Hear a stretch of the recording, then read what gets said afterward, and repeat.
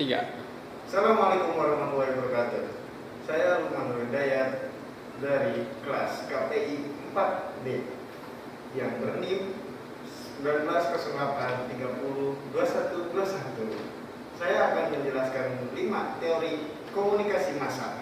Kultural kritis. Teori ini menitik beratkan pada peran sosial media massa dan bagaimana media dapat digunakan untuk mendefinisikan hubungan kekuasaan di antara beragam subkultur dan menjaga status quo.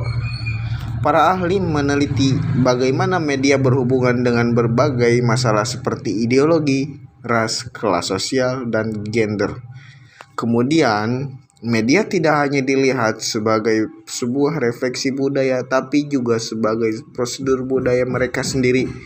Penekanannya adalah pada bagaimana struktur sosial dan politik mempengaruhi komunikasi bermedia, dan bagaimana dampak hubungan kekuasaan dalam menjaga atau mendukung kekuasaan tersebut dalam masyarakat. 2. Teori sosial kognitif. Teori sosial kognitif dibangun pertama kali oleh seorang psikolog Albert Bandura sekitar tahun 1960-an. Teori ini menitik beratkan pada bagaimana dan mengapa orang-orang cenderung untuk meniru apa yang dilihat melalui media.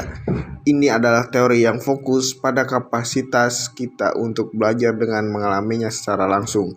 Pada proses belajar melalui pengamatan ini bergantung pada sejumlah faktor, yaitu kemampuan subjek untuk memahami dan mengingat apa yang ia lihat, mengidentifikasi karakter bermedia, dan berbagai hal yang membimbing kepada proses permodelan perilaku. Teori sosial kognitif adalah salah satu teori yang paling sering digunakan untuk meneliti media dan komunikasi massa. 3. Teori pengembangan. Teori pengembangan adalah suatu pendekatan yang dibangun oleh Profesor Josh Gardner. Ia memulai proyek penelitian mengenai indikator-indikator budaya yang pada pertengahan tahun 1960-an. Penelitian ini untuk mengkaji apakah dan bagaimana menonton televisi dapat mempengaruhi ide atau gagasan pemirsa mengenai dunia. Berdasarkan pendapat para peneliti, televisi adalah pendongeng utama di dalam masyarakat masa kini. Selain itu, televisi juga telah menjadi sumber utama sosial bagi masyarakat.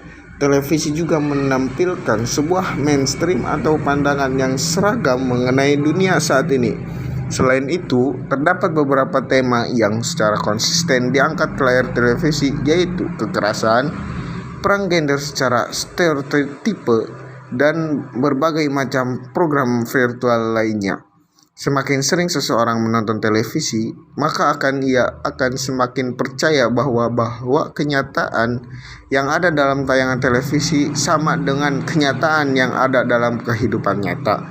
Karenanya, pemirsa kelas berat akan merasa bahwa dunia tempat ia tinggal adalah tempat yang paling berbahaya. 4. Teori jarum hipodermik. Teori jarum hipodermik disebut juga dengan magic bullet atau stimulus response teori. Menurut teori ini, media massa memiliki dampak yang sifatnya langsung, secara serta kuat terhadap khalayak massa. Media massa pada kurun waktu 1940-an hingga 1950-an digambarkan memiliki pengaruh yang sangat kuat terhadap perubahan perilaku. Beberapa faktor yang memberikan kontribusi terhadap teori kuatnya dampak media massa adalah berkembangnya popularitas radio serta televisi yang begitu cepat, munculnya industri persuasi seperti periklanan dan propaganda. Hasil penelitian yang dilakukan oleh Payne Fund pada tahun 1930-an yang menitik beratkan pada dampak motion picture terhadap anak-anak serta monopolisasi media massa yang dilakukan oleh Hitler.